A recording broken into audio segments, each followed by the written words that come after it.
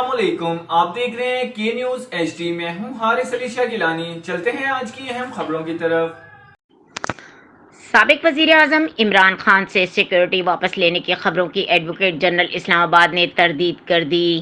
ایک بار پھر آپ کو بتاتے چلیں، سابق وزیر اعظم عمران خان سے سیکورٹی واپس لینے کی خبروں کی ایڈوکیٹ جنرل اسلام آباد نے تردید کی ہے۔ ایڈوکیٹ جنرل جہانگیر جدون نے بتایا کہ سابق وزیر اعظم عمران خان سے سیکورٹی واپس نہیں لی گئی، انہیں سابق وزیر اعظم کے پروٹوکول کے مطابق سیکورٹی دی گئی ہے۔ ان کا کہنا ہے کہ پی ٹی آئی اور دیگر لوگ سیکورٹی واپس سے متعلق جعلی مہم چلا رہے ہیں۔ ایڈوکیٹ جنرل نے کہا کہ جعلی خبروں اور پروپیگنڈے کا مقصد عمران خان کے خلاف توہین عدالت کیس سے توجہ ہٹانا ہے۔ جہانگیر جدون نے مزید کہا کہ ایسی من گھڑت خبریں پھیلانے کا مقصد شہباز گل اور عمران خان کے کیس سے توجہ ہٹانا ہے۔ مزید خبروں اور اپڈیٹس کے لیے ہمارے ساتھ رہیے گا، تب تک کے لیے اپنا خیال رکھیے گا۔ اللہ حافظ۔